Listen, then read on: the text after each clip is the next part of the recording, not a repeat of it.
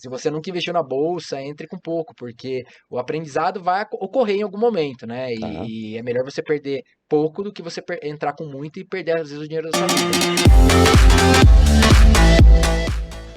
Fala galera, sejam muito bem-vindos a mais um episódio do nosso podcast, do seu podcast Made in Brasil, onde a gente traz a história de pessoas comuns que construíram resultados incomuns para que você possa pegar dicas, insights, conhecimento, aplicar no seu dia a dia e melhorar também os seus resultados. Meu nome é Dom Barros e eu tô aqui com a minha parceira de vida e de podcast, Carol Viudes. Fala galera, tudo bem? Vocês vão amar o episódio de hoje. Eu tenho certeza que se você já investe, você vai levar o seu investimento para um outro nível. E se você tá aí pensando se você deveria investir ou não o seu dinheiro, você vai ter essa resposta e o aprendizado que precisa durante esse episódio. Quero deixar um recado para que você se inscreva aqui em nosso canal ou se estar nos ouvindo no Spotify, também passe a se inscrever, porque você recebe semanalmente os conteúdos ao clicar ali no sininho do YouTube. Você tá vendo o nível de entrega que os nossos convidados estão trazendo. Então, para que você se mantenha atualizado, se inscreva no canal. No bate-papo de hoje, a gente vai falar sobre alguns assuntos super interessantes. A gente vai falar de investimento, de renda variável, de empreendedorismo e a gente vai dar algumas dicas super valiosas para quem assistir até o final. Vamos deixar para o final, né? Dicas valiosas de quais as melhores ações para você ganhar dinheiro em 2023. E para dar essa aula sobre investimentos para a gente tem aqui uma pessoa que é um cara que eu tenho uma grande admiração por ele, né? Acredito que a gente já se conhece aí há mais de 10 anos, eu pude ver toda a construção, tudo que ele se tornou, tanto como empreendedor, como investidor, ele tem números incríveis, né? Para vocês terem noção, nos últimos 6 anos ele acumulou mais de 1000% de ganho, mais de 1000%. Uau. Pra vocês terem noção o quão grande é isso, se for comparar com a Bolsa, ele performou 10 vezes melhor do que a Bolsa aqui no Brasil, 6 vezes melhor do que a Bolsa lá nos Estados Unidos, né? Ele é um dos fundadores, né, sócio fundador da Manhattan Investimentos, uma das maiores corretoras de investimentos do Brasil, já acumularam aí mais de 5 bilhões de reais em custódia, tem outros negócios dentro e fora do Brasil, é um cara que tem muito conhecimento, vai passar muitos insights aí valiosíssimos para você que está em casa, então aproveita que eu tenho certeza que o bate-papo vai ser super interessante com vocês, Rafael. Obrigado, pessoal. Bem-vindo! Papel e caneta na mão, hein, galera? Vamos lá, que eu puder ajudar vai ser muito bacana aí. Legal, cara. A gente tá bem animado. E para começar, você falou de uma coisa interessante, que eu queria que você explicasse como é que foi essa história. Você teve ali alguma história de onde você se envolveu com um cassino e de repente foi parar no mercado de ações. Sim. Como é que foi isso?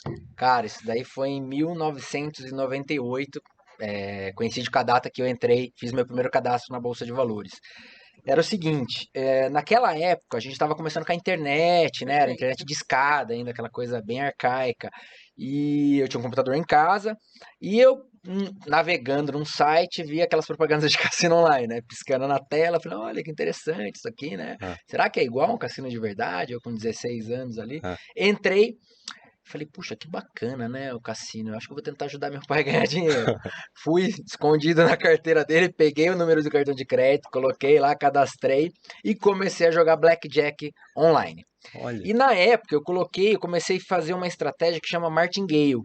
Eu nem sabia que chamava isso, né? Eu tentei ali por raciocínio lógico encontrar uma alternativa. Então eu apostava $2 no blackjack. Se eu perdia, eu apostava 4. Se eu perdia depois, eu apostava 6, depois 12, enfim, você vai escalando até que alguma hora você vai ganhar, tá certo? E você vai repor aquela perda. Se seu dinheiro não acabar. Desde que seu dinheiro não acabe antes disso, né? Porque ele vai dobrando ali e a coisa vai ficando uma coisa absurda. E, teoricamente, né, a probabilidade que você tem no blackjack é um pouco menos de 50%, né? Porque o cassino sempre tem que ter um percentual a mais na maior parte dos jogos.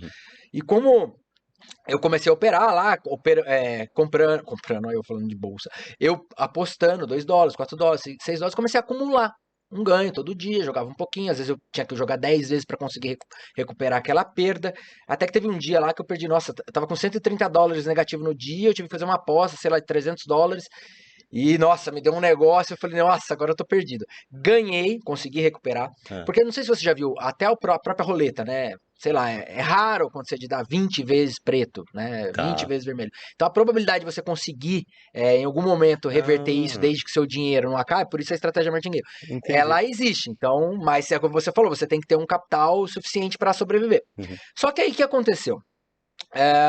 Começou o banco New York Mellon, de Manhattan, começou a enviar cheque para minha casa. Eu não sabia. O que eu achava? Eu falei, bom, cadastrei o cartão de crédito do meu pai, toda vez que eu ganho, eles depositam lá o ganho no cartão de crédito dele. Ele Aham. nem vai perceber, né? Ele gasta, tal, vai falar, nossa, olha, parece que eu tô gastando menos, alguma coisa nesse sentido. Mas minha mãe começou a receber esses cheques e não falou nada pra mim, Hum, né? E foi atrás. O que é isso? Cheque chegando nominal, né? A Moacir lá de Nova York, cheque de $1, de $1,50. Porque às vezes eu ganhava, tipo, eu perdia $10, fazia uma aposta de 12, ganhei os 12, eu parava, né? entendi. Então eu ia embora com $2 no dia. E cada vez que fechava um dia, o cassino mandava outro cheque, sem eu perceber. Maravilha. Aí um dia eu tava voltando da escola, tava subindo a rua da minha casa, não esqueço. Minha mãe falou, Rafael, o que é isso aqui? E jogou um bolo de cheque na minha mão. Aham. Eu falei, não sei, mãe. Não sei. Mas realmente eu não sabia, porque Banco New York Mellon, o que é Na isso? hora você não Na hora eu não associou, né? associei. Aham. Ela falou, Rafael. Eu falei, não sei, mãe. Ela, Rafael, eu sei o que você tá fazendo.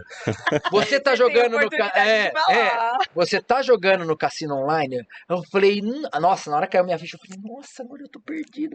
Eu falei, como é que você sabe? Falou, esse monte de cheque tá vindo de lá, não sei o que, nanani, nananã. Como é que você faz isso? Pega o cartão de crédito do seu pai. Nanana. Falei, não, mas eu tava querendo ajudar, né? No final das contas, acho que eu tô ganhando. Aí ela falou, então, eu me informei como é que funciona. Tem $600 aqui. Pra sacar, você precisa juntar 1.000. Então agora você vai jogar até juntar esses 1.000. Eu achei que ela ia mandar eu parar. Eu joguei até juntar os 1.000. E aí, quando eu juntei os $1.000, ela trocou. Deu, na época era 1.800, foi quando o dólar ele teve a perda da paridade, né, na época do Fernando Henrique, foi até para Tá. 1,80 de uma vez, e deu R$ 1.800, como punição, ela me deu R$ 800 e ficou com 1.000 para ela. Aí eu comprei na época um Qualcomm, era um celularzinho pequenininho e tal, e fui pra escola, nossa, já tem celular, né, o Aham. menino e tal. E aí, maravilha, passou um tempo, eu tava em casa, na varanda, minha mãe assinava a revista Veja, eu tava folheando, tinha uma notinha falando sobre a Bolsa de Valores, sobre a Socopa, que era a Sociedade Corretora Paulista. Eu acho que até existe ainda a Tá. Socopa, se eu não me engano. Ah, do Banco Paulista. Aí eu li aquela nota e eu falei, nossa, que interessante isso daqui, né? Tá parecendo com um cassino, né? Você compra, sobe, aí você ganha, aí vende, né? Eu falei, nossa, será que eu consigo fazer um cadastro nisso daí? E beleza, entrei na internet, pesquisei, na época já tinha, né, site e tal, porque a Bolsa de Valores até os anos, final dos anos 90 era muito arcaica, as pessoas tinham que ligar na corretora, a corretora ligava para alguém que estava lá no pregão, o Ah, cara comprava, depois passava, era assim, surreal se você pegar a história da Bolsa. E entrei, fiz o site, o cadastro na Socopa. Vieram, acho que mais de 80 páginas para assinar. Aí, de novo, eu fui lá falar com a minha mãe, né? Minha mãe falou, puta que pariu, eu devo ter um viciado em casa, né? Falei, mas eu já ganhava uma mesadinha, meu pai sempre foi de querer dar essa liberdade pra gente, né? Yeah. Entender, aprender como é que lidava com o dinheiro. Então, eu ganhava lá um dinheirinho, se eu quisesse comprar alguma coisa, eu tinha que juntar. Não adiantava eu ficar pedindo pra eles, né? E aí eu tinha essa mesada, eu falei, olha, mãe, eu quero, deixa eu experimentar, poxa, é meu dinheiro, tal. Ela na época assinou, porque hoje a bolsa a B3, ela é uma instituição só. Ela se juntou à BMF, que negociava commodities, né, agrícolas, álcool, açúcar, enfim, boi, milho, e a Bovespa, que negociava ações, né? Você comprava pedaços de empresas. E em 2007, 2008, eles fizeram uma fusão e viraram uma coisa só, a B3. Então, na época, você tinha que fazer 2 cadastros. uhum. Vinha lá 30 páginas de uma e 30 páginas de outra. Foi, minha mãe assinou todas as páginas como representante, né? Porque eu era menor de idade. Fiz o cadastro de lá, então, nunca mais parei de investir, né? Que Óbvio, com legal. uma coisa muito... aprendi muito, apanhei bastante, né? Graças a Deus apanhei com pouco, né? Então, o Tá. aprendizado, por isso que o próprio Guilherme Benchimol, que é da XP, né? Ele fala, comece sempre pequeno, né? Porque o tamanho do tombo vai ser menor. Então, Legal. já é uma primeira dica que eu daria para os investidores. Se você nunca investiu na bolsa, entre com pouco, porque o aprendizado vai ocorrer em algum momento, né? Tá. E é melhor você perder pouco do que você entrar com muito e perder, às vezes, o dinheiro da sua vida. Uhum. Essa é Né? uma pergunta que eu queria começar também te fazendo. Para quem quer começar a investir, qual dica que você pode dar? Além de ir com pouco dinheiro, né? Testando, errando e aprendendo. Eu acho que, assim, as pessoas, elas têm que primeiro decidir se elas gostam disso, né? Porque se você gosta de investir, eu realmente aconselho você buscar conteúdo de investimento. Você não ficar aleatório no mercado, suscetível a que alguém te falou ou leu de notícia. Então, hoje, diferente da minha época, onde você não tinha informação nenhuma, você procurava na internet, você não encontrava. Até hoje, por exemplo, com o nível de evolução que eu tenho hoje no mercado, eu não consigo mais absorver conteúdo em português, porque o Brasil ele é muito limitado. Então eu sou obrigado a consumir tudo em inglês, sobre a Bolsa Americana, porque lá tem muito mais dados, muito mais informações. Já uma pessoa que está iniciando tem muito conteúdo em português, né? Quem Uhum. que está querendo começar. Uhum. Então, se você gosta, eu primeiro começaria tentando entender um pouco como funciona a Bolsa de Valores, como funciona a renda fixa no Brasil, né? Quais são os riscos envolvidos, quais são as taxas que estão se remunerando. Uhum. E o outro ponto, se você já não gosta disso, mas investimento é uma necessidade básica, né? Você tem que investir porque você tem que remunerar o seu capital, porque senão você é comido pela inflação, né? O governo ele imprime cada vez mais dinheiro, cada vez seu dinheiro vale menos, né? Então, para você proteger ali, você vai precisar investir. Aí eu aconselho que você procure realmente um bom assessor de investimento, que você confie, de preferência alguém assim, que às vezes você recebeu uma indicação, Legal. né? E que tenha histórico no mercado, Uhum. principalmente na conta pessoal. Eu pediria de verdade para olhar a conta pessoal do meu assessor de investimento para saber se ele ganha dinheiro para ele. Bela Porque dica. concorda comigo? Total. Se o cara não consegue ganhar dinheiro para ele, é aquela história do O banco, né? Se é, chegar no. é aquela história, você Você quer fez isso, né, uma vez com dinheiro. Você falou onde o investidor perguntou em quais fundos. Você falou nos mesmos que você faz pra você. Eu procurei.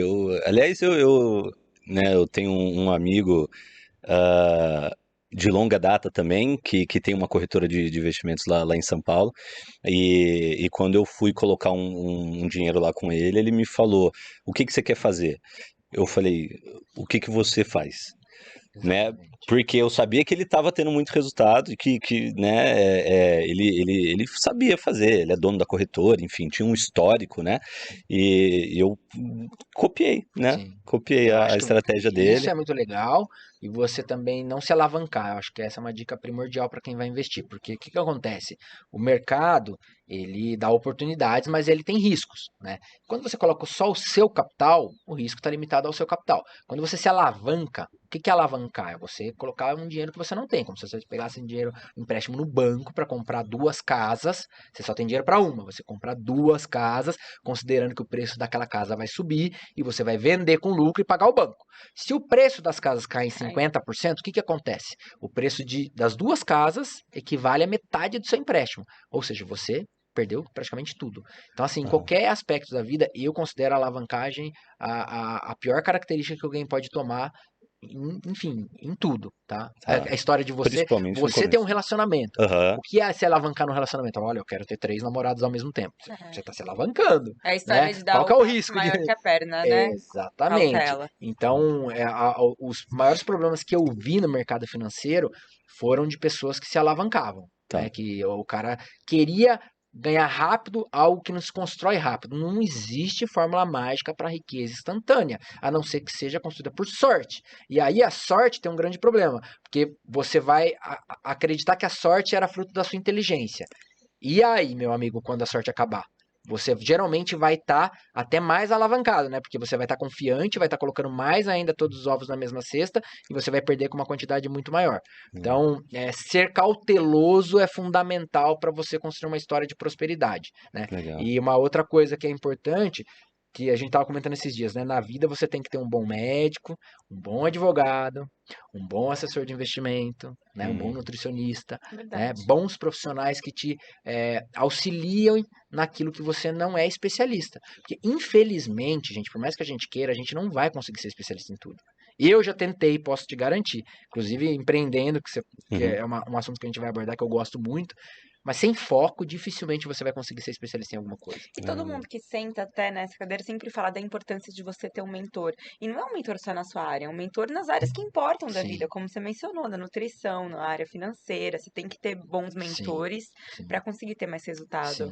Você ter um mentor, você ter a pessoa que você confia, mas não deixar de policiar aquela pessoa que você confia, tá? Entender o Eu vou dar um básico. exemplo aqui clássico. Como eu te disse, eu sou gestor fora do Brasil, eu tive uma performance muito diferenciada, né? Eu peguei na época, lá em 2016, uma carteira de 4 milhões de dólares, hoje essa carteira está com quase 30 milhões de dólares, investindo em empresas brasileiras, só que são ADRs, né? São empresas que são impactadas pelo dólar. Então, quando o dólar sobe, as ações caem. Então, se eu pegar esse mesmo índice, que seria o Ibovespa, que é o EWZ em dólar, quando eu entrei para administrar essa carteira, ele estava em 36 dólares. Hoje ele está em 27 dólares. Então é como se aqueles 4 milhões de dólares tivesse aplicado no EWZ, você teria, sei lá, 3 milhões e 300 mil dólares. Entendi. E operando comigo, 30 milhões de dólares, correto? Só que esse cara que aplica comigo, esse investidor, né, no qual virou um amigo próximo, né? Eu sou procurador nos Estados Unidos e tal. Eu lembro que dos últimos 4 anos, né? Aliás, os primeiros 4 anos, ele sempre me questionava cada atitude que eu tomava. Então, eu ia lá fazer uma compra, sei lá, de Banco do Brasil. Mas por que você está comprando Banco do Brasil? Mas você não está avaliando o risco tal, Y, X, Z? Então, ele me contrapunha para que eu pudesse expor a minha tese e ele ponderasse. Não, o Rafael tem um raciocínio lógico apurado para fazer o que ele está fazendo. Entendeu? Entendi. Porque assim, às vezes você confiar demais também, só porque é seu amigo, existem diversos casos pelo mundo, né? Que a pessoa perde tudo, ou toma um golpe, um advogado que passa a perna, um médico que trata de qualquer jeito o paciente, só porque é conhecido. Então, assim, confiar não é entregar tudo, né, para essa pessoa. Perfeito. É você confiar no discernimento dessa pessoa, mas policiar as decisões que essa pessoa vai estar tomando. Perfeito. Aí você vai ter o combo perfeito para você crescer. Legal, Rafa. É o que eu acredito. Legal. E continuando desenvolvendo mais um pouco esse assunto de como começar, a gente sabe que a maioria das pessoas aí dos brasileiros vão começar com pouco, Sim. né? Com quanto dinheiro dá para você começar a investir hoje? Olha, você consegue começar com 100 reais, se você quiser, 50 reais. Tá. O problema é que as pessoas, elas querem enriquecer de forma rápida, é aquilo que eu te disse. Tá. Então, elas não dão o tempo suficiente para maturar. Você concorda comigo que você quiser criar uma fazenda, começar hoje, uma fazenda de gado. Tá. Quanto tempo vai levar para aquele rebanho, né, procriar e crescer, talvez 10 anos para você criar uma bela de uma fazenda, né? Então, o investimento em ações nada mais é do que investimento num pedaço de uma empresa. Concorda que quando você monta uma empresa, às vezes você fica 5 anos sem ver resultado, né? A história do bambu chinês, que ele cresce para baixo e você não vê nada. De repente, quando ele fura o solo, bum, aquele bambu explode para cima e fala, nossa, mas cadê assim? Como que esse cara chegou onde ele chegou? Ele estava criando raízes. Né? A Manhattan foi assim, foram 6 anos. Tá até mudando o foco, mas Ótimo. eu vou voltar nesse assunto que você falou. É só o ponto disso. Eu passei 6 anos com as pessoas questionando por que eu tinha empresa, né? Minha mãe diversas vezes, por mais que ela me apoiasse, ela sempre falava: olha, será que não compensa você trabalhar no banco? Será que não compensa você trabalhar numa multinacional? Poxa, se você trabalhar no banco, você ia ganhar 5 vezes o que você ganha hoje, né? Só que ela não estava lá vendo as raízes do bambu se formar. E eu sabia que cada dia aquela raizinha estava um pouco maior. E depois que furasse né, o solo, ia bombar. E foi o que aconteceu. Então, voltando para o investir, você pode sim começar com pouco. Eu tenho, hoje, como existe um respeito maior por onde eu cheguei, as pessoas que são mais próximas e que às vezes não têm uma capacidade financeira maior, elas toleram, pelo menos as próximas a mim, né? Eu conheço diversas pessoas que põem lá 200 reais por mês. Rafael, o que eu compro? Rafael, o que você me indica? E todo mês está guardando. E eu falo, olha, isso daqui 10 anos vai virar uma bola de neve, porque nada mais poderoso no mundo do que juros compostos, né? Einstein já falava isso, né? Então, você pode começar com pouco, desde que você seja constante. Não adianta colocar 200 reais lá, gente, achar que vai virar 100 mil reais. Aí não existe quantos milhões de % tem que subir isso daí, né? Então, o ideal é você regar o bambu, né? Não adianta largar lá, qualquer planta que você colocar, se você não regar, ela morre, né? Então, o investir constantemente é você regar. Então, eu acho que é qualquer valor, né? É até mais saudável, porque, na verdade, você vai ganhando conhecimento conforme o seu dinheiro vai rendendo, né? A herança, hoje, eu vejo que é um problema muito grande, porque você pega herdeiros que não estão preparados para gerir o próprio dinheiro. E aí você vai com uma quantidade razoável de dinheiro, e se você não souber para quem você entrega esse dinheiro e como você administra esse dinheiro, você vai simplesmente entregar para outras pessoas que são mais espertas que você. né? No final das contas, no final do dia, por exemplo, no mercado de ações, um está comprando, outro está vendendo. Quem tem mais informação que você, talvez capture mais esses ganhos do que você. Tem um ditado que fala quando uma pessoa com experiência encontra uma pessoa com dinheiro, a pessoa com dinheiro sai com a E o experiência outro com e o dinheiro. experiente sai com o dinheiro. Eu acho, olha, sinceramente, que esse hoje é o maior receio que eu tenho como pai. Por quê? Eu fico pensando, gente, nossa, é tanto conhecimento que eu precisei acumular para chegar onde eu tô, como é que eu vou passar isso pro meu filho? É muito difícil, é muito, muito, muito difícil. E aí eu posso, de repente, falecer antes dele crescer, e aí ele simplesmente crescer e falar assim, nossa, mas meu pai manjava de bolsa de valores, eu vou operar, eu vou ganhar, porque, né, eu sou filho dele, Tá no será que tá no sangue. sangue? E ele perder tudo que eu conquistei. Então, assim, olha a dificuldade que é. Então, por exemplo, um desses casos é, cada livro que eu leio hoje em casa, a capa eu escrevo depois que eu termino de ler. Olha, eu aprendi isso, isso, isso. Que Pelo amor de incrível. Deus, não leve em consideração isso que está escrito nesse livro por causa disso, disso, disso, daquilo. Que é uma forma de eu deixar na minha casa aquilo que eu aprendi, né? Ah, que Uau. legal. E-mails, eu mando e-mail para minha esposa, ó, guarda isso que se um dia eu não estiver aqui, Deus me livre, né? Eu Que quero que incrível. ele veja isso daí. Então, Aham, assim, legal. é isso. Legal. É, ô Rafa, antes da gente entrar até em talvez alguns assuntos mais é, Técnicos. técnicos, né, mais profundos, tem gente que né, tá naquelas primeiras metas, né, quer saber como ter ali uma renda passiva, como colocar o dinheiro para trabalhar para ela. É, o que uma pessoa tem que ter de investimento numa renda aí razoável, né, com rendimento razoável, para ela ter R$ 3.000 de renda passiva? Tá. Vamos lá, você pode construir um portfólio que você tem esse tipo de renda, ou você pode escolher ativos específicos. Eu vou falar com ativos específicos, tá? Então Tá, vamos supor, se você escolhesse hoje uma empresa, Banco do Brasil, vou dar bastante exemplo de Banco do Brasil, porque eu gosto, inclusive o Barsi, que é bilionário, é o maior acionista individual de Banco do Brasil, depois a gente pode até entrar no tema e contar um pouquinho da história. legal. Banco do Brasil hoje paga em torno de 10% de rentabilidade de dividendos, tá? Então se você considerar que você precisa de R$ 36.000, né, para você ter uma renda de 3 mil dividido por 12, 36 dividido por 12, 3 mil, você precisaria em torno de R$ 360.000 investido em ações do Banco do Brasil, você teria 360 algo mil. próximo a 3 mil. Tá. Se você fosse investir em renda fixa, hoje a renda fixa paga um pouquinho acima de 1% ao mês. Então, talvez um pouquinho menos de 360 mil, né, uns 330 mil tal, você conseguiria essa renda passiva. Se você quisesse investir em fundos imobiliários, hoje você pode montar uma carteira de fundo imobiliário, ao invés de você ter um imóvel lá, alugar, que hoje vai dar 0,3, por exemplo, eu gosto de um fundo imobiliário que é o do Shopping Dom Pedro, né? Do lado da nossa casa aqui, eu viro e mexo quando eu vou lá, eu falo, nossa, esse shopping tá lotado, né? Eu ganho como estacionamento, tá? Hoje, você comprando uma cota do Shopping Dom Pedro, ele paga em torno de 0,8, 0,7 ao mês. Então, você também ali, mais ou menos com um pouco mais de R$ 400.000, ele te dá ali os R$ 3.000 por mês. Só que, dentro dessas categorias, eu tenho que diferenciar o seguinte. Quando você coloca seu dinheiro na renda fixa, e veja, você precisa de um pouco menos de renda fixa para você ganhar os mesmos R$ 3.000. Você precisa de 330 mil. Só que a renda fixa ela não corrige pela inflação. Né? Então, ela vai te dar 14%. Se a inflação foi 10%, na verdade você teve um ganho real de 4%. Se você gastou esses 4%, acima desses 4%, você está perdendo poder de compra. Porque você pode ter daqui 10 anos R$ 1 milhão, com esses R$ 330.000, mas você compra menos cesta básica do que você comprava com os R$ 300.000. Certo? Quando você investe em ações, teoricamente, as ações elas corrigem a inflação. Então, ela é mais vantajoso. Por quê? Porque eu tenho uma empresa. Concorda comigo, se o governo imprimir mais dinheiro, a minha empresa vai ter mais receita?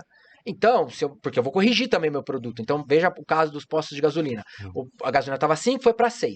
A receita daquele posto de gasolina aumentou. Pode não ter aumentado o lucro, mas a receita aumentou. Então, ele está protegido pela inflação. Então, o lucro que ele está tendo, que é o dividendos, ela poderia, se ela não quiser reinvestir, que o ideal é reinvestir, né? Para virar bola de neve. Ela poderia gastar, porque teoricamente, apesar da flutuação, no longo prazo, esse capital vai estar sendo remunerado pela inflação. Imóveis, a mesma coisa, né? A gente sempre fala isso. Por que as pessoas investem em imóvel? Porque, fundo imobiliário, no caso, você tem o aluguel, tá? Você pode gastar esse aluguel, porque, em teoria, o aluguel ele é corrigido pela inflação, então todo ano o dono do imóvel lá vai corrigir, vai cobrar um pouco mais, você está protegendo o seu capital. E ao longo do tempo, o preço dos imóveis acompanham, apesar de você ter ciclos igual de 2014 a 2020, mais ou menos que os preços dos imóveis ficaram estáveis, mas porque vieram de uma bolha muito grande, né? Os preços dos imóveis no início dos anos 2000 explodiram para cima. Ela ficou estável e a inflação foi comendo aquilo, né? Depois de um boom de novo que aconteceu na pandemia, os preços dos imóveis explodiram de novo para cima. Então aquele cara que carregou aquele imóvel, ele protegeu. Então, categorias diferentes fazem você ter gastos diferentes. Se você tiver na renda fixa, você tem que pensar no ganho real descontado da inflação. E 2, a inflação oficial que a gente tem pelo IPCA, me desculpe, mas ela não é inflação real. Tá certo? Eu acho que a inflação de cesta de produtos que a gente consome, ela é maior do que os 14%. Tem um caso, o próprio livro do Barsi, que ele conta que o próprio Barsi falou esses ele dias, né, fala, sobre ele tem no inflação. livro dele que ele conta que todo final de ano, todo início de ano, ele tinha lá, ele era bem metódico. Ele pegava lá, quanto que ele gastou em pasta de dente, quanto que ele gastou no seu governo, não. E aí quando ele fazia a cesta de consumo dele, ele via que em média 25% tinha subido o preço. Então vejam o seguinte, gente, eu quero até abranger essa questão política, tá? A demagogia que existe hoje de quem está no governo falando que os juros deveriam cair. Tá? Você vê a Gleisi Hoffmann, ela vira e mexe, bate no Banco Central, porque o juros está muito alto, deveria cair, etc. Gente, quem faz o juros ser alto não é o Banco Central, é o governo, é a inflação. Porque o que acontece? Se o governo imprime mais dinheiro, logo, se você não teve uma correção do seu capital, você vai comprar menos no ano seguinte, tá? Então, olha só que loucura. Então você fala o seguinte, bom, como que eu posso proteger meu dinheiro? Vou comprar ativos reais. O que são ativos reais? Um imóvel, né? Porque as pessoas demandam por imóvel, então sempre vão querer comprar. Então, se o governo imprimir mais dinheiro, o cara que é dono do imóvel, ele vai corrigir o preço do imóvel dele, ele não vai vender. Ele vai falar, nossa, com o meu imóvel eu comprava 100 cestas básicas. Agora, se eu vender o meu imóvel, eu compro 5 cestas básicas. Não. Eu só vou vender por 100 cestas básicas, né? É igual o índice lá do McDonald's que tem o índice Big Mac. Então, ele faz essa correção. Então, ativos reais, imóvel, automóvel, ações, né? Só que aí você tem um problema. Veja só que loucura isso. Você compra um imóvel, é seu. Você compra um automóvel, é seu, para se proteger ou para utilizar. Aí o governo vem e te taxa um imposto. IPTU, IPVA, etc. Então, meu amigo, se você quer ter as coisas, além de você comprar as coisas, você vai ter que pagar para manter elas. Aí você fala, caramba, meu, pô, o governo é fogo, né? Eles estão querendo, obviamente, equilibrar a sociedade, não deixar alguns com muitos, outros com poucos. Então, beleza. Então, eu não vou ter imóvel, tá bom? Tá bom, senhora Gleisi. Eu sou um capitalista, eu acumulo muito bens materiais, isso é ruim, porque tem gente que não tem menos. Então, eu não vou mais comprar vários imóveis, eu vou guardar o dinheiro. Tá? Porque eu não tenho culpa que eu tô ganhando mais dinheiro, porque eu tô. É fruto do tempo que eu despendo naquilo que eu faço. Concorda? Dinheiro é tempo. Se eu tenho mais dinheiro, é porque eu despendi mais tempo construindo aquilo, né? E a herança, repara que a herança é tempo, porque alguém que recebeu uma herança de alguém que trabalhou muito e acumulou bastante, tá dando pro filho. Quanto tempo ele deixou de estar com o filho dele, de estar fazendo outras coisas que ele poderia fazer para trabalhar e acumular aquilo? E aí o filho dele ganhou aquele tempo, porque o filho dele não precisa mais trabalhar, o filho dele pode fazer outra coisa, pode viajar, pode curtir a vida. Ele tá usufruindo do tempo que alguém comprou para ele. Concorda que o dinheiro é tempo? Então, assim, aí beleza. Então, a senhora Gleisi fala que eu não deveria ser um acumulador de bens materiais, eu vou guardar meu dinheiro, então, porque eu tenho que acumular em algum lugar meu tempo, tá certo? Beleza. Aí você vai guardar seu dinheiro. Aí eu tenho lá, sei lá, R$1 milhão guardado. Daqui a pouco o governo vai imprimir dinheiro. Porque o governo não quer que a economia fique devagar, ele quer imprimir dinheiro. Imprimir dinheiro é gostoso, todo mundo com mais dinheiro. Só que o dinheiro não tem valor, concorda? Eu não como dinheiro, eu como comida. Né? Então eu uso o dinheiro para comprar as coisas, tá certo? Só que não tem coisa suficiente no mundo que você possa imprimir o dinheiro suficiente para todo mundo ter tudo.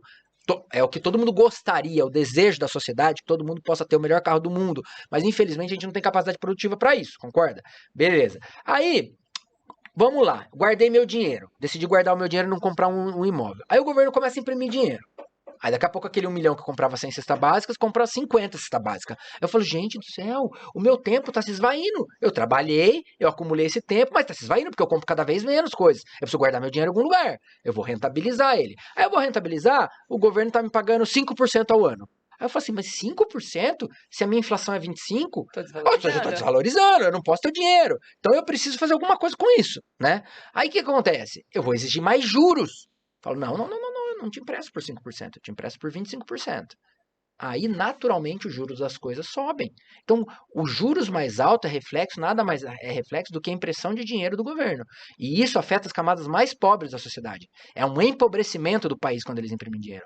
Então, o rico, ele consegue se proteger. A chance do rico ter um juros alto, na verdade, é porque as pessoas mais humildes, elas o governo não pode deixar de pagar os juros da dívida. Porque que acontece? O governo, para ter dinheiro e para pagar as pessoas e imprimir dinheiro, enfim, ajudar com os programas sociais, ele precisa arrecadar impostos, ele precisa, enfim, produzir de alguma forma esse dinheiro. Ele pega dinheiro no mercado, das pessoas que emprestam para ele, tá certo? Então, o cara que tem dinheiro, ele exige mais juros do governo.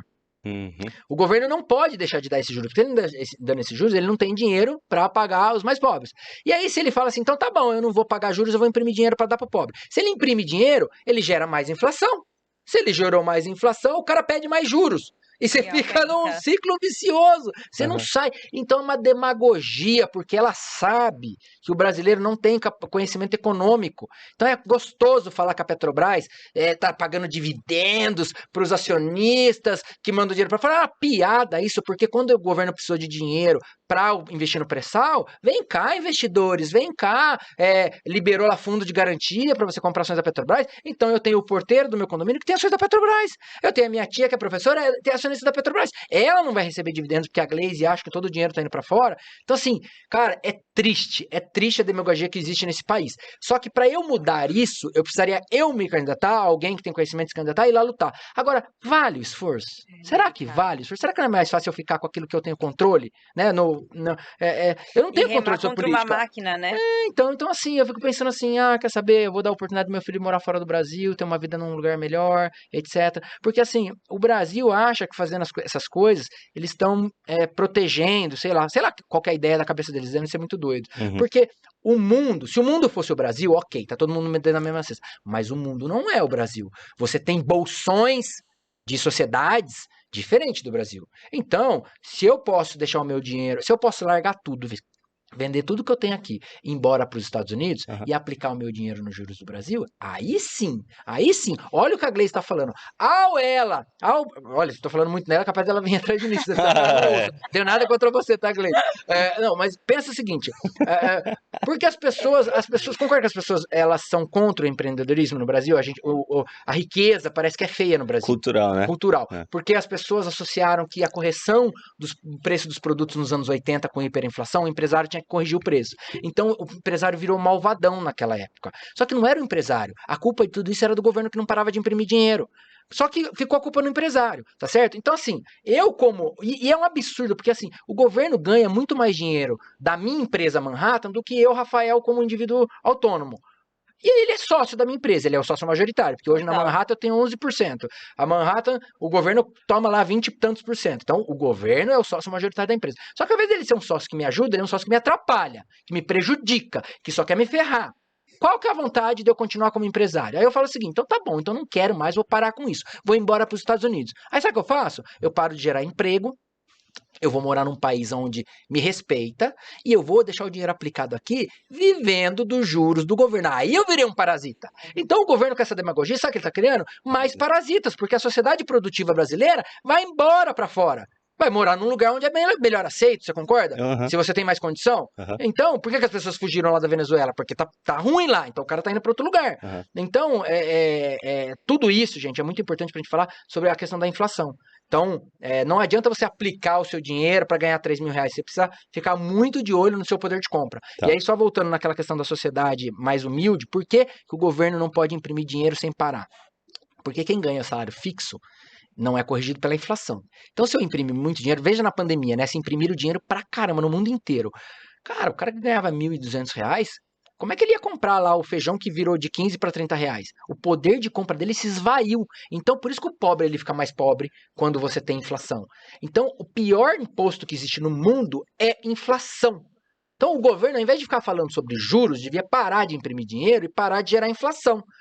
Que aí os juros caem de forma saudável, o empresário, num ambiente saudável, vai querer investir mais, e aí a sociedade vai evoluir como um todo, gerando riqueza. Roberto Campos já falava, para você, o respeito ao gerador da riqueza é o início, né, da solução da pobreza. Só que ninguém respeita a riqueza aqui no Brasil. Ninguém respeita o empresário, o empreendedor aqui. A gente só leva paulada, tudo quanto é lado, né? Então, assim, esses pontos são fundamentais aí para quem mora no Brasil e quer investir. E aproveitando que você comentou um pouco aí do governo, a gente teve essa mudança recentemente. Sim. Você, né, dentro do teu universo de mercado, ações, o que você está vendo de mudança e como essa mudança de governo já está impactando o mercado aqui no Brasil? Olha, obviamente que, assim, o governo ele não consegue mudar muito as estruturas do Brasil hoje, porque o Brasil é um país muito aparelhado, né? Você tem lá o establishment, né, os grandes empresários que fazem lobby no governo, enfim. Então, basicamente, eu acho que é uma mudança mais psicológica, né? Você está saindo de um governo que era mais conservador, né, nos costumes, para um governo mais progressista nos costumes. E eu não acho que o Lula vai fazer alguma coisa que prejudique ele mesmo. Tá certo? Então você tem que pensar o seguinte, ele ganhou com 51% da população. Ele não é os 80% que ele tinha lá em 2006. Então qualquer coisa errada que ele fizer, esse cara já vai ter metade da população, mais da metade da população contra ele. Então, eu acho que assim, apesar da demagogia que eles ficam discursando, as medidas que ele vai tomar, eu acredito que serão positivas. Então vou dar um exemplo. A reoneração dos impostos de combustíveis. É terrível para todo mundo, porque tem mais imposto, a gasolina ficou mais cara. Cara, a gasolina é um item da cadeia produtiva que vai embora, vai em cascata. O cara que pega a Fiorino dele para ir buscar o ovo no Ceasa já vai pagar mais caro, já vai ter que corrigir o ovo. Vai virar uma inflação em escala, né? A princípio. Mas, por que eu acho que a medida é correta? Porque o governo, ele gasta mais do que ele ganha. Por isso que é o que eu falei, imprime dinheiro, gasta mais do que ganha, tem que imprimir para financiar a dívida. Quando ele gasta mais do que ele ganha, ele gera inflação, que prejudica os mais pobres e faz o empresário exigir mais juros dele. Quando o Banco Central sobe os juros, ele prejudica todo mundo. Todo mundo. Não é só o mais pobre, não é só o governo. Porque pensa o seguinte, gente, vou dar um exemplo. Na pandemia, a taxa de juros no Brasil ficou 2%. Chegou a 2%, porque o governo baixou para tentar estimular a economia, porque estava todo mundo de casa, né? Agora está em quase 14%. Se você tinha um empréstimo, você foi lá na pandemia, poxa, legal, vou trocar de carro, tá barato os juros, CDI mais 3. O que é o CDI? É o juros do governo mais 3%. Então, 2 mais 3, 5. Peguei 100 mil reais, vou pagar 5% ao ano de juros. 5 mil reais por ano, então, de taxa de juros, mais a amortização que eu tenho que pagar os 100 mil reais. Beleza. Cara, o juros está em 13,75 agora. Mais 3 virou 16. Aquele cara que estava se programando para pagar 5 mil reais no ano, ele está tendo que pagar 16 mil reais. Esses 11 mil a mais tem que sair de algum lugar. Ou do alimento dele, ou da. Entendeu? Ou ele vai deixar de pagar porque ele não tem condição. Prejudica demais as empresas que eram endividadas. Então, essa taxa de juros mais alta, realmente ela é ruim. Só que eu acho que o governo está tomando algumas medidas positivas, como eu disse, da reoneração, para equilibrar as contas do governo e aí criar esse ambiente positivo para que a taxa de juros caia. Então, assim, ao meu ver, tá? Apesar da demagogia, eu acho que tem uma grande chance de o Lula fazer as coisas certas, que é necessário, e o Brasil voltar a crescer de forma saudável. Desde que, né, ele pare com essas bravatas que está acontecendo, porque isso daí só prejudica, na verdade, ele mesmo, né? Quando ele fala uma besteira lá e o dólar explode para cima, o dólar traz mais inflação, porque a gente importa coisas. Então o cara repassa, mais inflação, mais juros. Repara que é um ciclo vicioso. Então assim, poxa, não é possível que ninguém senta lá para dar uma aula para ele sobre isso. É uma coisa tão simples. Qualquer um consegue entender. Acho que se eu explicar pro meu filho, ele vai entender rápido. Pelo menos essa parte. Né? Então eu acho que é isso. Tá. Acho que é isso. Então eu não vejo como algo negativo a princípio. Vamos ter que aguardar. Legal. Ô, Rafa, aqui no Brasil a gente escuta muito, né, sobre as ações da Petrobras. Você recomenda? Então, eu não sou analista de ações no Brasil, então eu não posso fazer essa recomendação formal, tá? Mas eu vou falar no âmbito pessoal. Eu sou, como eu te disse, como a gente no Brasil é uma desgraça, né? Como eu falei para vocês, o empresário ele é sufocado. Então, em 2011 baixou uma normativa da CVM lá atrás, 2010, 2011, que colocou diversas regras para o meu mercado que eram assim surreais. Então, eu só posso ter sócio quem também é agente autônomo. Gente, que lugar é esse? Então, você monta uma padaria, o padeiro monta uma padaria, ele só pode ser sócio da padaria quem também tiver o certificado de padeiro. Quer dizer, um empresário não pode ter uma padaria. Olha a loucura que era, tá? Então, quando eu decidi ser agente autônomo, eu abdiquei de ser analista, abdiquei de ser gestor no Brasil. Então, eu posso ser gestor fora do Brasil, mas eu não posso ser aqui dentro. A normativa mudou agora em junho. Vai permitir, inclusive, sócio não agente autônomo na Manhattan. Isso vai ser fantástico. Olha. E aí eu posso realmente, efetivamente, mudar ali a característica do que eu faço. Porque eu já não sou agente autônomo há muito tempo. Eu não cuido dos nossos clientes. Eu sou empresário. Sou diretor da Manhattan e gestor fora do Brasil e cuido da média de renda variável. Então, falando no âmbito pessoal sobre Petrobras, eu continuo acreditando que é uma oportunidade. Por que isso, tá, pessoal? A Petrobras, ela teve um ganho de eficiência muito grande de 2013 para cá. Ela era uma empresa que produzia 2 milhões de barris de petróleo em 2013, hoje ela produz mais de 3 milhões de barris de petróleo. Ela era uma empresa que tinha um custo de extração em torno de 14 dólares por barril. Hoje o custo dela caiu para 6 dólares. Então veja que naquilo que ela faz, ela se torna mais eficiente. Ok, analisei Petrobras no que ela faz, no business, no core dela. Ela é ok, maravilha. De lá para cá, o que mais que teve? A gente teve o aumento do preço do petróleo. Subiu, bateu 80 dólares, chegou a bater até 100 dólares. Isso é um caso até interessante porque os Estados Unidos está acabando com as reservas de petróleo dele para tentar controlar o preço do petróleo, porque isso impacta na inflação. Eles pararam até de divulgar esse número lá no Bloomberg. Eu não sei se de repente acabar isso daí, pode haver uma explosão no preço de petróleo aí, porque a demanda por petróleo está muito grande depois da pandemia. Então, vou fazer uma comparação de preço, tá? Se a Petrobras fosse a ExxonMobil, que é uma das maiores produtoras de petróleo do mundo, tá? Elas, concorda que elas vendem a mesma coisa. A commodity petróleo não é diferente. Beleza, uma coisa... você pode ter canecas de diferente tempo, mas você tem essa caneca aqui, eu tenho essa caneca aqui, elas são iguais. E a cotação dela não é a Petrobras que decide, é o mercado lá fora. Então, elas produzem a mesma coisa. Então, eu posso, basicamente, equilibrar para analisar os dois modelos. Então, eu vou analisar o EV/EBITDA dela, né? EBITDA Earnings Before Interest, Tax, Amortization. Que é como se fosse um lucro bruto, né? Antes da coisa. O EV/EBITDA de ExxonMobil hoje está próximo de 6 vezes. É um valor justo, razoável, tá? O EV/EBITDA de Petrobras hoje está 2,2 vezes.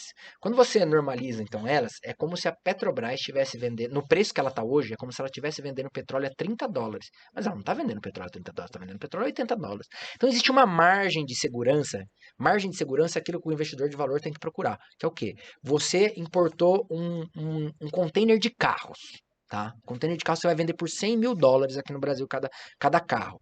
Se você comprar por 95 mil dólares esse carro, concorda que você tem 5 mil dólares de margem. Se acontecer qualquer coisa no container, já foi pro espaço seu lucro, que é a história do supermercado que tem 2% de margem.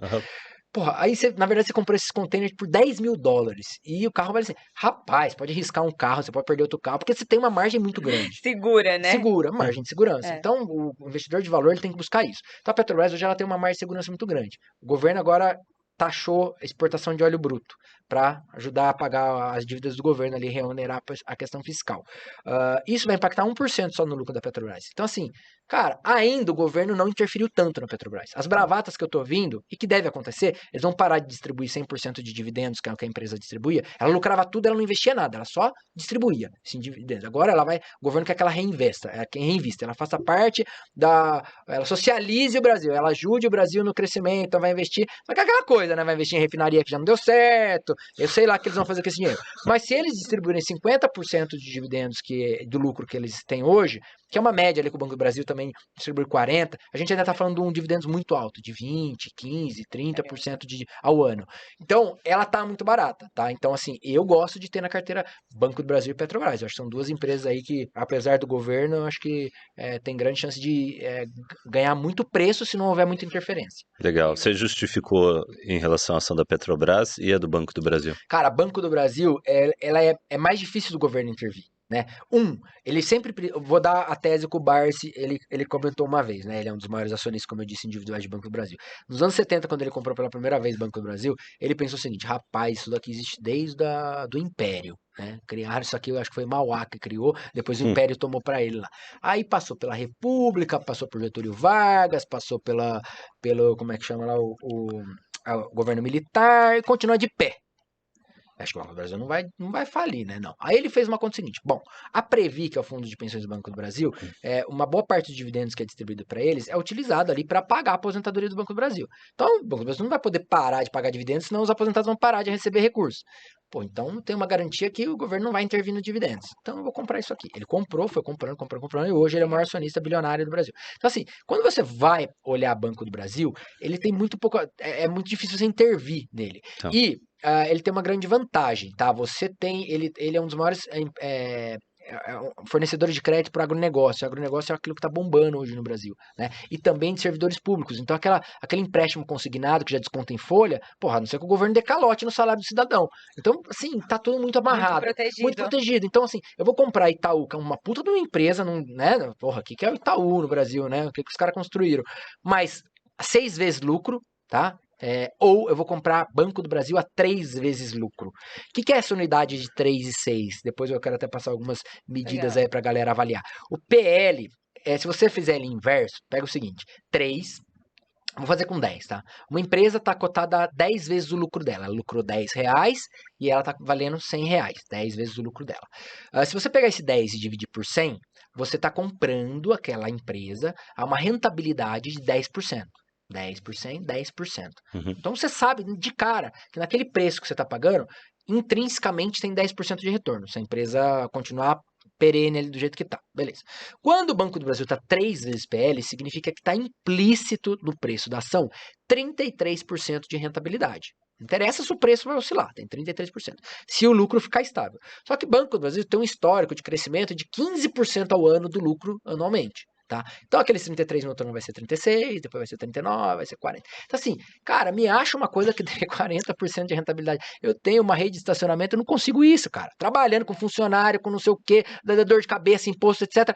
Esse Banco do Brasil eu posso ir comprar ação e eu vou ter essa rentabilidade. Então assim, além de eu ter uma segurança dos dividendos hoje que dá 10%, ela tá muito barata, ela tá metade do preço de Itaú. Aí você fala assim, mas Banco do Brasil é público, Itaú é privado. Meu amigo, se o Banco do Brasil quebrar, o Itaú quebrou faz tempo. Concorda? Então, o pessoal dá uma punição por ativo ser público. Eu daria um prêmio, porque a probabilidade de um ativo público falir é muito menor.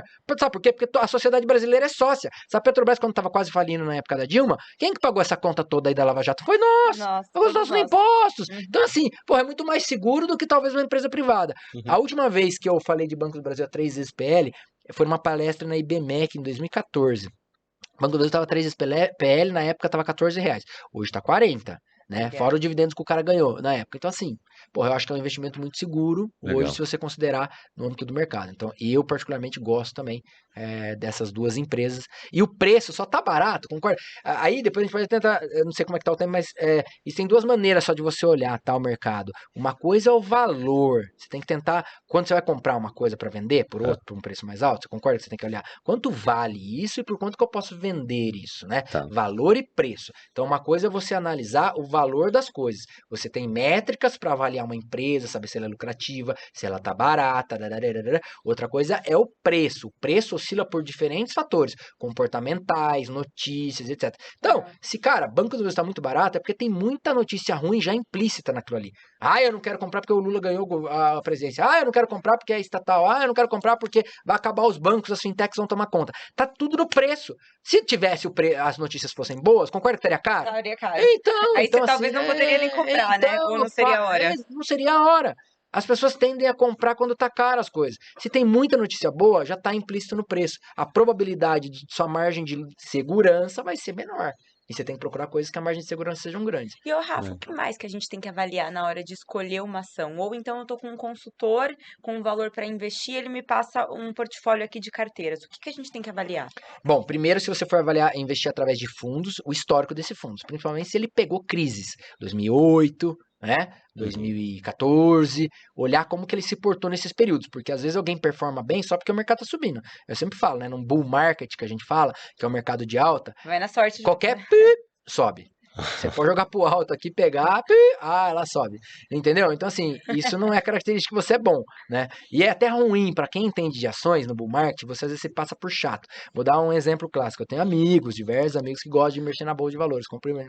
Cara, os caras estavam comprando via varejo, Magazine Luiza. Eu falando, eu particularmente acho que isso aí tá caro, não dá lucro, a margem é pequena. Só que aí você passa a ser o chato, porque o cara tá comprando, ele tá ganhando. Já tá subindo 50%, 60%, e eu tô comprando ali CEMIG, Banco do Brasil, que tá andando 10% só, mas eu tô focado no dividendos. Aí quando vem a crise, que as coisas se ajustam, e aí o cara perde 90% do capital, aí ele pensa, putz, o que eu fui comprar aquele pico? O Rafael falou que não era bom comprar naquela hora. Então, como que a gente avalia, tá? Primeiro, fundos, eu olharia no momento de crise, para ver se o cara é bom em performar na crise, que é o Legal. mais difícil, né? Ponto 2, se você for montar uma carteira de ações, estude, pelo amor de Deus, o máximo que você puder. Porque, cara, se fosse fácil, qualquer um seria o dono do mundo, Total. concorda? Pensa que se você o Dom tá lá comprando ações e de repente ele tá vendendo o Banco do Brasil, eu tô comprando. Alguém de nós tem uma informação mais apurada às vezes, Uhum. né? E às vezes você tá lutando com um cara que conhece muito de mercado, então você tá perdendo. Então na pandemia lá, quando caiu todas as ações, muita gente vendeu, quem tava comprando ganhou, quem vendeu perdeu. Então concorda que é meio que um jogo de, né, tem que cruzar as vendas e as compras. Então, recomendaria estudar.